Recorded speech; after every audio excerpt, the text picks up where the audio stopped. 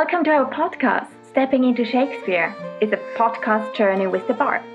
In this podcast, we're talking about the actor's approach to Shakespeare's Hamlet. I'm Therese, a Swiss actress based in the UK. And I'm Sarah Lynn Dawson, a British actress based in LA. The purpose of this podcast is to document our rehearsal process with reading Hamlet. And today we're talking with Frank Reeves about his experience of reading Hamlet. Frank has an incredible career as an actor. In his younger years, he worked on Broadway and various Off-Broadway shows in New York. He was first invited into the Actors Studio by Lee Strasberg and is now a lifetime member of the Actors Studio. From here, he studied with many of the members, including the great Stella Adler. He's also a talented musician who's made his own music videos and toured with his own band. He's worked as a principal actor in numerous feature films, as well as shorts. He's also worked as a writer, director, and producer, and has had TV appearances, and is also working as an acting coach. So welcome, Frank. Welcome, Frank. Thank you, ladies. So well done. I don't think I could be introduced by anybody any better than what you just did. That was fabulous. All my training was in New York. Yeah. I studied with some of the best acting teachers in the world, a lot of them from the Actors Studio. And so it was really, it's extraordinary. You know, it's a great place to train. And I would say to any new actor or any actor, the training is incredibly important because a lot of people view the industry as, oh, I want to be famous, right? Yeah. And, what do I have to do? Okay, I'll just take a cold reading class and then I should be okay. And you're not going to be okay. You really have to, and I was talking to Sarah about this yesterday, you really have to get up in front of people. There's no way around it. The more you get up in front of people, the first time you ever get up in front of people in a class, it's a little scary for anybody that's new. But the second time, it's easier. Third time, it's easier. Fourth time, before you know it, you learn how to eliminate anybody that's watching you. Yeah. And it fills you with confidence. I love, Frank, some of your stories that you've told me over the years of all the people you've met in New York and all the sort of, you have a lot of wisdom and gems from your career. Yeah. Oh, yeah. I want to ask you, Frank, what was your experience with Lee Strasberg? I was working on Broadway, and I always wanted to be a member of the Actors Studio. And I mean, all the greats come from the studio: Pacino, De Niro, and these are Marlon Brando. These are the people that I admired and followed. I wrote a letter to Lee in a beautiful parchment paper. I made sure the paper looked really nice. I spent some money on it, and I wrote to the Honorable Lee Strasberg. And of course, the fact that I was working on Broadway, it was easy in terms of being a professional observer, because that's what that means. That means that you're currently working in the profession and in something big. You're doing something, whatever it is. So I got a phone call saying that Lee has allowed me to come in and be a professional observer. So I come in the first day, and the first day Lee is moderating.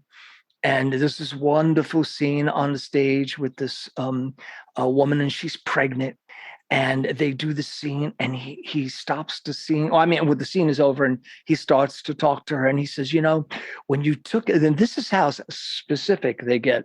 He said, when you took that drink and you were talking to him, you have to really feel the drink come down and really just go let it come down and really know where it is because it's hitting the baby. You want to, and all those things. And it's just an awareness kind of a thing, but it was so specific. I was taken aback, and I was, wow, this is amazing, Wow. And did you, in your years of formation, did you work on Shakespeare already, or was that later? No, that was later. That was later. Let me give you my introduction into where I first found out about my love for Shakespeare. Yes. Let's put it that way. There's a guy by the name of Joseph Papp in New York. He owns the Public Theatre. He's world famous. He's gone now, but what he used to do, but the Public Theatre is still there. That's where a lot of shows are created, and then they go to Broadway, from there, a lot of them. Joseph Papp was famous for doing crazy kind of casting. He just did they called it non-traditional casting, and I love that. And Joseph Papp used to do in the summertime free Shakespeare shows. I saw they had Hamlet, and it was a girl playing Hamlet, and the girl spoke with a very thick accent. Okay. She was Puerto Rican. I didn't know what I was watching.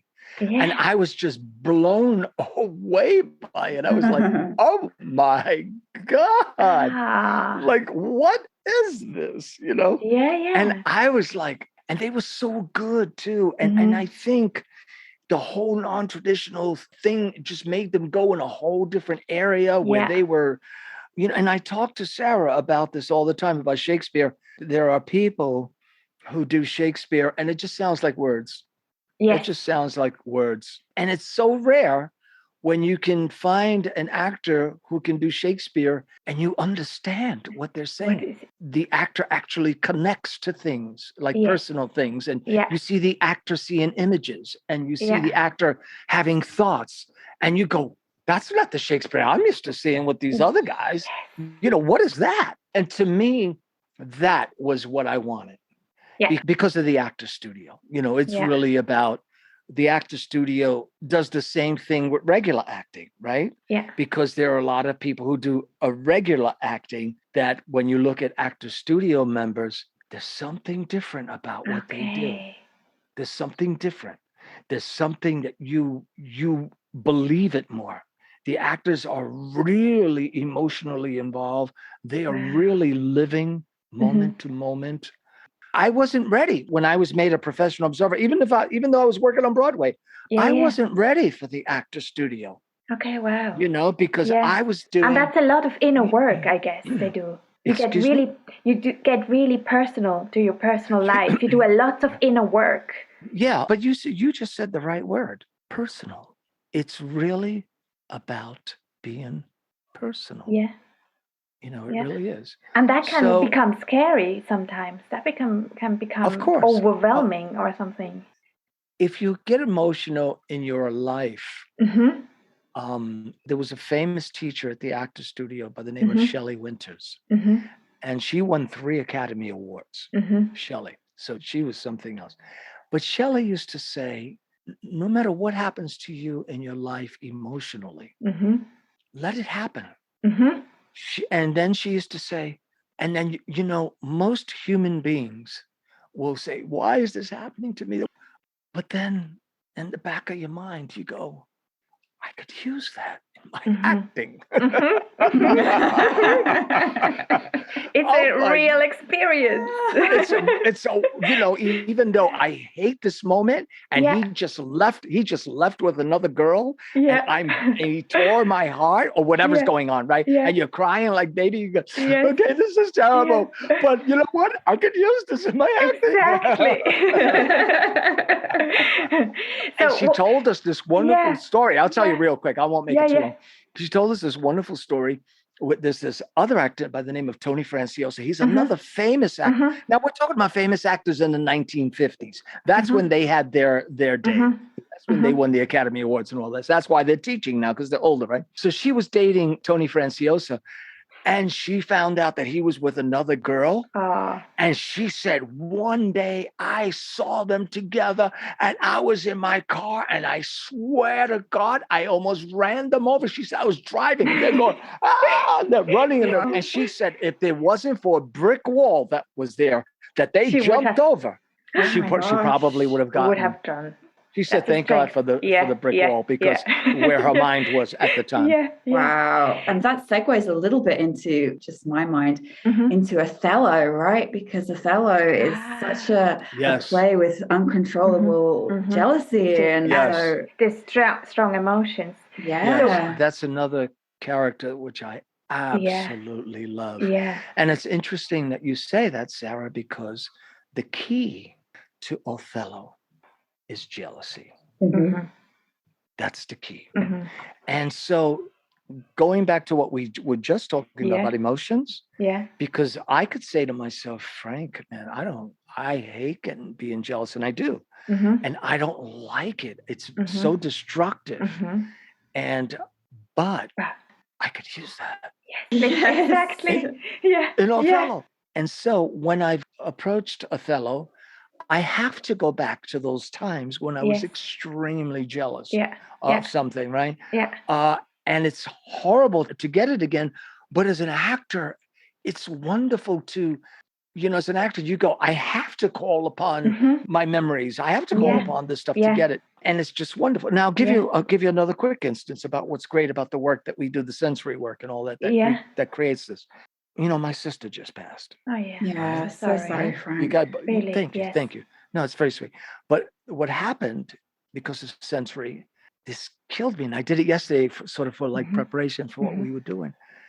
I did my sister. I created my sister. And what was so beautiful was that it was like visiting her again.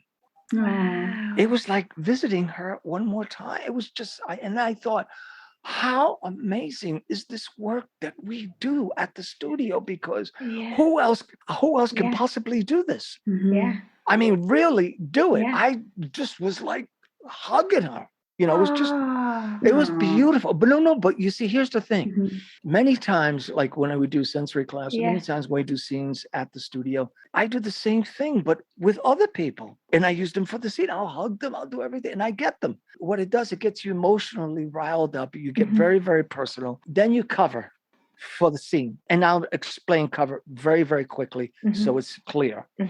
Let's use an analogy, right? Let's say you just had an argument with a boyfriend and he left you in tears. Maybe he broke up with you. Your mother shows up at the door and you're like, oh man, I can't let my mother see me like this, right? You cover. You open the door. Hi, Ma. How's it going? You do your best to cover, right? Or what you're basically doing is you're not letting her know that something you were crying. Yeah. You do the same thing in the scene. Yeah. You get emotionally involved and then you cover and then you start the scene. Yeah. And then what happens, let's go back to the analogy of mom. And then what happens is when mom comes in and you're talking, and then what happens is mom and you are having a regular conversation and then your mom says, so what's going on with you and your boyfriend? Tell me what's been in, and you say, and then you cry. And then you say, okay, mom, what happened? And then she gave you a trigger. So the same thing happens in a scene. When you work in a scene, somebody is going to give you that trigger. And I wanted to ask you, Frank, this is a big question, but what is your experience working on Hamlet? Okay, right. Okay. So we started off with that. And then I started to, I started off, in all the workshops that I was doing. I don't know why, but I think I don't know why. I don't know why I had this interest, but I think I always wanted to do hard material. Difficult material, because I felt that after being in the actor studio, I saw, what it took. And they brought in some really difficult material. Not too many people did Shakespeare. Like I said, I saw, what's his name do it, but not too many. But there was something about it that I started bringing in material in all my workshops. And I would do Julius Caesar, and I would do something else, and I would do this, and then I would start off with, I did Horatio, the speech about 2 nights together, these gentlemen, that kind of thing. And I've always been, and I don't know where I got this from, but I've always been an actor who is constantly working on monologues. Constantly. I do it every day, basically, every day. And I recommend it to all actors. And it's easier said than done because actors hate monologues. Yeah. And they shouldn't. They really have to learn to find a way to love them. Find a way. Yeah. And in a way, it's sort of like meeting someone. You got to find a way to love a monologue. And I think actors hate them because they are difficult.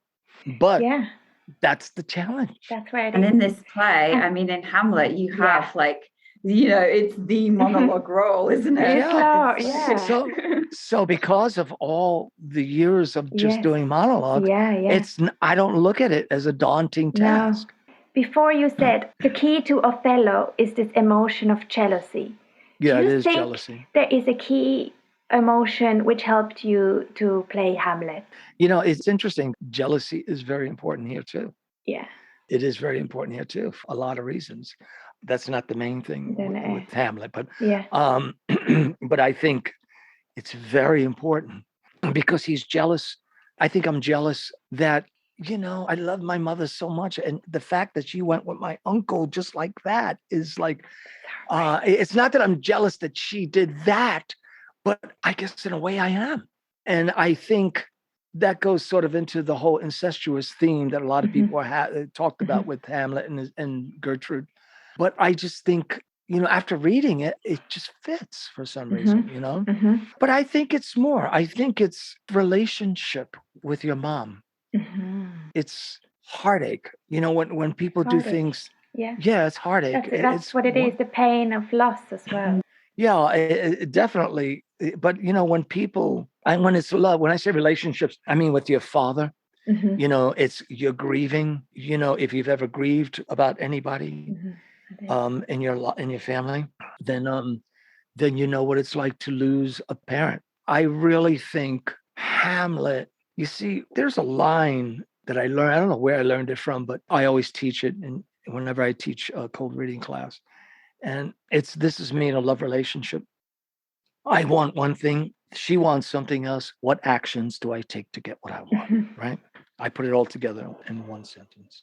And it's really about the love of your parent and the loss of it. And I think the history between them, there was so much love, that he was such a good dad to me, that when I find out that this happened, and I don't know anything about it until I come back from college, right? I'm blown away and devastated by that, because someone that I really love is gone. And no one sent me a message. And then I come back and my mother's married to someone else, not just someone else, but my uncle. What the hell is that? I think that is something. First, you have the grieving, and then you have that compounded betrayal on top of it. Yeah. The betrayal. It felt like a betrayal. No, it is a betrayal. Yeah. It is exactly a betrayal. And so you got to think about that. And you got to think about, like, you look at a play like that and you go, okay, do I love my father? Man, do I love my father. Was he a great father? Man, I could think of all the different stories. And now this is Hamlet thinking of those stories. That's now my background, right? So, and I think of how much I love him, and I think how much I love my mother. And then I think, what if my mother married someone else? Man, I would be a little weary, especially if the guy, because I don't know who he is, right? But the fact that she did it so quickly, it is a betrayal. Yeah. And then on top of that, marry my uncle. It's gross. It's I don't know. I think so many problems with it, but you've got to go back to your life, and you've got to fill in the blanks with your life. Your uncle. So I see my uncle. I see my dad. Right. So these are all. This is exactly right. Yeah. I mean, and if for any reason you're not happy with your parents in real life, I'm sorry, but what else can you do? You've got to go. You've got to go where no man has gone before. If you wanna do it right, and don't be fooled, because we're talking about some of the greatest actors in the world work this way. Like Marlon Brando, Al Pacino, Robert De Niro. I mean, they all work this way. Meryl Streep. Yeah. They all work this way. That's how it works. So you got to use whatever tools you've learned to make this thing come alive. And I think that's what we did yesterday. Like, for me, it felt very alive. Like, I felt like the scenes were really like... Yeah. I mean, we to remember, because I was looking at it last night, and I was unhappy with a couple of things that I'm talking about me. I was unhappy with a couple of things that I did. And I was thinking, Frank, you got to remember, this is the first reading. In the context of things, like when you do a play, right? Or you're doing a scene with somebody. Say you're going to do a scene with the actor studio. The first thing you do is you do all your homework, you do all your stuff at home, and blah, blah, blah, blah. You work it out at home. You do as much as you can, sensory work. You figure out everything. You take out the toolbox. You figure out everything you need, right? And then you get together with your partner. And what I like to do is I love to do improvisations. A lot of times I'll say, let's not even do any of that. Let's go straight into an improvisation. Yeah. I like to do the scene immediately, but improvising. And what happens is an extraordinary thing. All the work that you did at home, one would think, you're not there yet in terms of you haven't memorized anything, right? But an extraordinary thing happens in the improv. It's like you remember almost everything in the scene. Mm-hmm. And what happens is that you remember pretty much everything. Now, improvising Shakespeare, because there are some people who say, oh, you can't improvise Shakespeare. I am totally against that. I am totally against someone saying that. You can do anything you want to do if it helps you. Mm-hmm. Now, for me, like, let's take the scene with Hamlet and his mother, right? I want to tell her, right? I want to prove to her and show her and convince her that this guy that she is with is the freaking devil. And she cannot be with him anymore, right? That's what I want. So let's say we do an improvisation, and let's say she's calling me because she wants to find out what the hell are you doing? You just, what are you doing this? You know, what's going, you know? And then we have this big argument, right? And it's a long argument in the play yesterday. It was like 30 minutes, that scene. It's a long scene. Is it 30 minutes, really? It's quite long. Yeah, I looked at it. I was like, wow, that was long. But when you're in the moment, time doesn't exist. Yeah. I'm making my case, right? I'm trying to convince her. So you improvise. Let's say I improvise that scene with the girl, whoever it is. We got a real sense of the scene now. It's alive. And what do we use? Personal stuff only. Yes. Ourselves, our instruments, our thoughts, our memories, which is exactly where you need to be, but you're doing it immediately. So you start off with that. Then you start going back to the text. Then you go back to an improv. Then you go to the text, and you go back and forth until they become one. Because the words, especially for first reading, the words sometimes can trip you up, and it tripped me up, and I was upset with myself for being tripped up. That takes another rehearsal of just going over the words and really articulating words, right? I'll give you an example. 2 nights together had these gentlemen, Marcellus. Okay, Frank. 2 nights together had these gentlemen, Marcellus, and 2 nights together had the. I will do that. I will articulate the words so that they can. Then they start to flow, because some of them you have to group and you have to. And some of the things that I did yesterday that I messed up on, I didn't do that, and that's why I was having that hard time, because I never got a chance to do that there. And sometimes he has these sentences that have like tongue twisters in them. Like there's one yesterday, it was like PPP words, and it was like, and it will trip you up. You're like, and you have to become a little bit slower, I think. For me, especially, I have to slow down, and then I have to. I think that's a good thing. Yeah. No, that's a good thing. That's never a bad thing to slow down, because most actors, and I say 99.9% of actors, rush. Yeah. That's always the biggest. I study with so many different teachers, even at the acting studio and all that. The biggest problem I've seen in every place is rushing. That's the number one problem. Here's the thing. If you find things to work on in a scene, right, it will slow you down. Like, let's say, for instance, I'm doing the scene and I decide I'm watching a waterfall. Let's say it's not even in the scene, but Frank chooses that. That's what I'm working on. I have to see the water. I have to hear it. I have to see people coming around.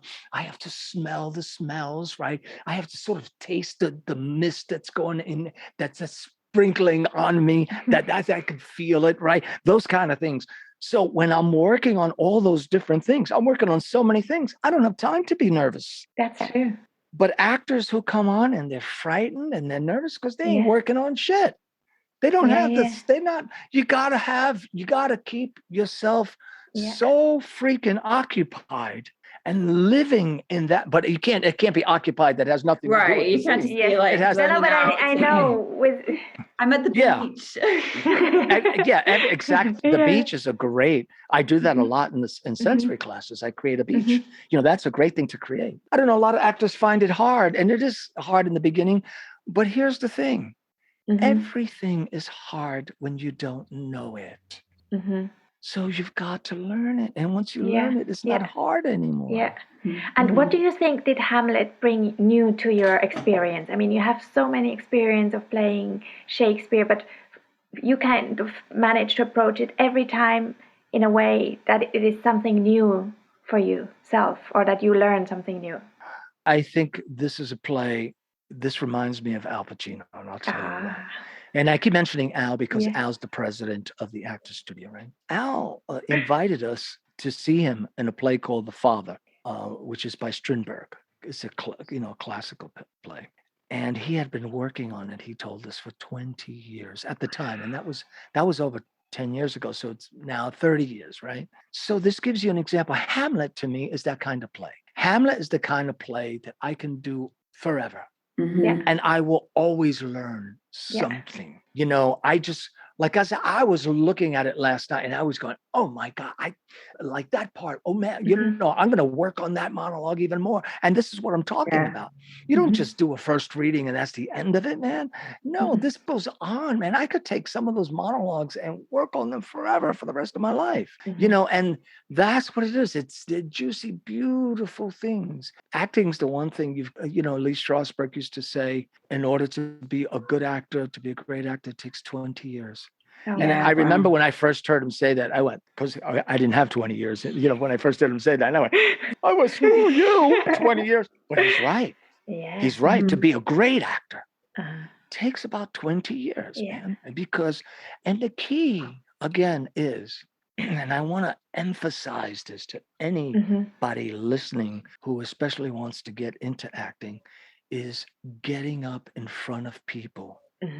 The more you get up in front of people, the stronger your instrument becomes, the more confident you become, because you start to get, the audience doesn't mean anything to you anymore, because you learn how to eliminate them, because you're getting up there and you're using your tools, right, all the time. And then the people come up to you afterwards, and you know, even privately, you know, if they come to you and they say, man, that was fucking great, or whatever, you know, and that, when you walk home, is always the greatest day of your life, you know, because you're like, oh man, what a great day, I love it, you know. And the next time you do a scene, you went up just a little bit notch in your confidence because of that. So it's fascinating. And do you have like I mean, this is going to be hard to ask you because you did Hamlet, but do you have a favorite line in the play or anything that stuck out to you as being especially poignant? I think the best line for me in Hamlet, and I'll tell you why this is the best line, because it deals with what we're talking about in acting and being personal. To thine own self be true. To thy own self be true. What we're talking about in acting, right? Everything be true. But also, really, to yourself. When you're not acting, be true to yourself. When you're making decisions, you know, if people are saying, look, come with us, and you really don't want to go, you know, with people, and they go on and they try to, you know, convince you against your wishes, and then you listen, and then you hear that line, to thy own self be true. And you go, no, I'm not going. Oh, great. Frank, it was fantastic to talk to you. Thank you so much. That was so fun. Oh my gosh. It was very a rich conversation, and we went emotions. I loved it. In our next episode, we will talk about the characters of Horatio, Claudius, and Rosencrantz, played by Andy Daverley.